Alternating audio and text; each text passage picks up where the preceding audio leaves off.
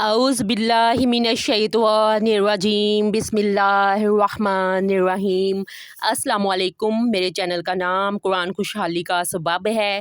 ہم سورہ بقرہ کی تفسیر کو بیان کر رہے ہیں۔ آیت نمبر 63 کی آیت ترجمے کو اور تفسیر کو بیان کریں گی۔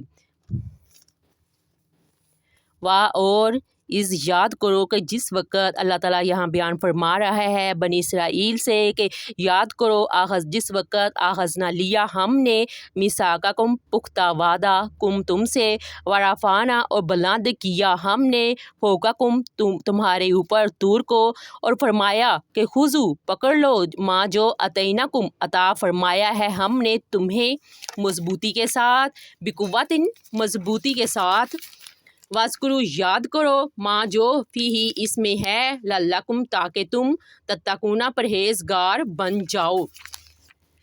یاد کرو جب ہم نے لیا تم سے پختہ وعدہ اور بلند کیا تم پر کوہ طور کو اور حکم دیا تمہیں کہ پکڑ لو جو ہم نے تمہیں دیا مضبوطی سے اور یاد رکھنا وہ احکام جو اس میں درج ہیں شاید کہ تم پرہیزگار بن جاؤ۔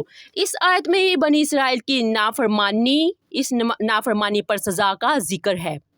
نافرمانی کی وجہ توریت کے احکام کا انکار ہے۔ پھر آیت کے آخر میں ان کے لیے پھر رب العزت کی طرف سے معاف کر دیا گیا ہے تاکہ وہ پرہیزگار بن جائیں۔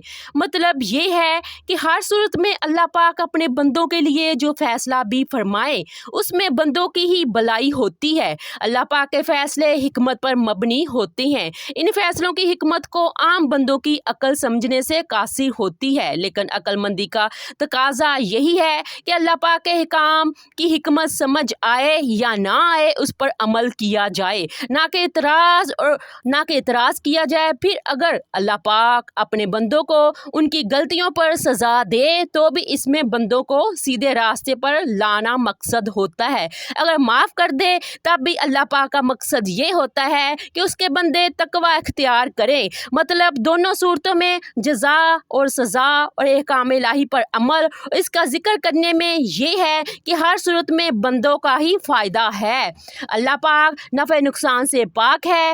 اب بتاتے ہیں اس واقعے کو جو اس آیت میں بیان ہوا ہے۔ حضرت موسیٰ علیہ السلام نے توریت شریف کے احکام پڑھ کر بنی اسرائیل کو سنائے اور فرمایا کہ تم لوگ اس پر عمل کرو۔ جب بنی اسرائیل نے توریت شریف کے احکام کو سنا تو ایک دم انہوں نے ان احکام کو قبول کرنے سے انکار کر دیا۔ اس سرکشی پر اللہ تعالیٰ کا یہ غضب نازل ہوا کہ کوہ طور جڑ سے اکھڑ کر ہوا میں اڑتا ہوا بنی اسرائیل کے سروں کے اوپر ہوا میں معلق ہو گیا، جو 3 میل لمبی اور 3 میل چوڑی زمین میں ڈیرے ڈالے ہوئے مقیم تھے۔ جب بنی اسرائیل نے یہ دیکھا کہ پہاڑ ان کے سروں پر لٹک رہا ہے تو سب کے سب سجدہ میں گر کر عہد کرنے لگے کہ ہم نے توریت کے سب احکام کو قبول کیا اور ہم نے ان پر عمل بھی کریں گے، مگر ان لوگوں نے سجدہ میں اپنے رخسار اور بائیں بہوں کو زمین پر رکھا اور دائیں آنکھ سے پہاڑ کو دیکھتے رہے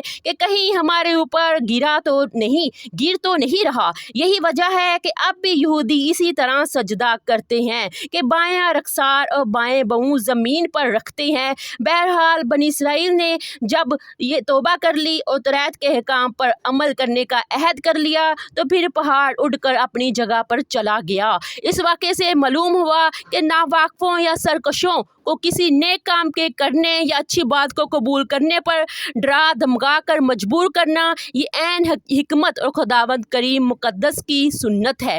آخر میں اللہ پاک سے دعا ہے کہ وہ اپنے ولیوں کے صدقے ہماری محنتوں کو قبول فرمائے اور ہم سب کے لیے اس کو صدقہ جاریہ بنائے۔ آمین۔